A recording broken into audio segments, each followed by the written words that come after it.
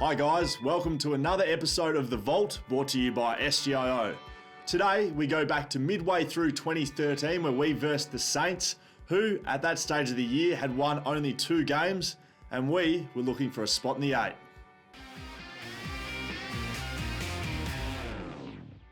It was Sam Butler's 100th game. Finally he made that milestone for the club. Blaine Wilson played his first game, and Jamie Cripps, I have no idea what he was doing with his hair back then.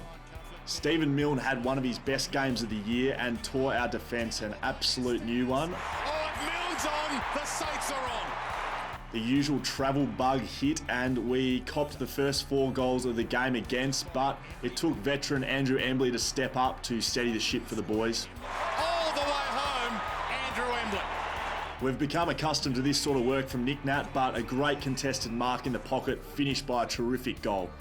But when you're a superstar like that, Nui, nothing's impossible. The second quarter saw the pressure go to another level with big hits from both teams. Bang! The Saints were the ones coming into the contest with only 2 wins, but at times that looked like us, with Scott Selwood giving a handball straight back to the oppo. Selwood, what was he doing? Pretty stock standard from Scoot back in the day. Channeling his early 2018 form, Jack Darling kicked a great goal on the halftime siren, sending Scotty Waters into an absolute meltdown in the coach's box. Things started to get desperate in the third quarter, with Dean Cox using all of his 2-metre frame to stop the goal on the line. Surprised he didn't use his nose. That was with millimetres to spare. It looked like in stages some of our players were confused, with Eric Mackenzie leading out of full forward, taking a mark and slotting a goal, just his second in 88 games for the club. He should move forward more often. That was poetry. But it was the final quarter that really got everyone talking. Already up by 14 points, the Saints skipper, Nick Rewalt, had a 2010 grand final moment where he was smothered in the square, running into an open goal against West Coast. Misses a chance to break the hearts of all Eagles everywhere. And he can't hit it! Bizarre! With Coxie's looks, he certainly needed his smarts about him on the footy field, and very cheeky Dean, you can't just walk forward across the mark like that, mate.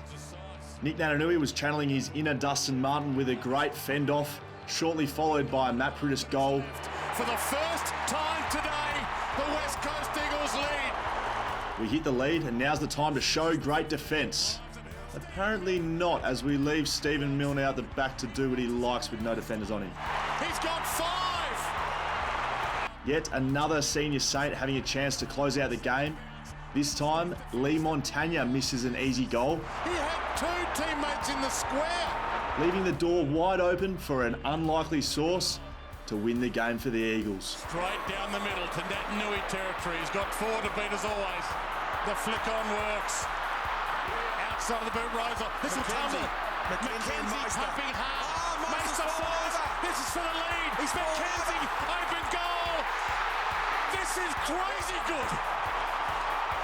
What absolute scenes. You wouldn't read about it. Ex-teammate Bo Meister chasing down the big Eric Mackenzie for his second goal of the game. Oh, he's done his hammy. Eric's kicked the goal. No idea what he's done with his celebration. Hasn't had a lot of practice. 3 goals in 88 games, but what a great moment. Kick out long down the middle. Just thought I'd just run to the goal square and hope for the best. Got a bit of speed up. I think Big Chiefy got the speed wobble, was tripped over. Ball bounced up nicely and I managed to kick the snagger roll. So a bit of carry on after. Then it was the world's slowest run back to the goals.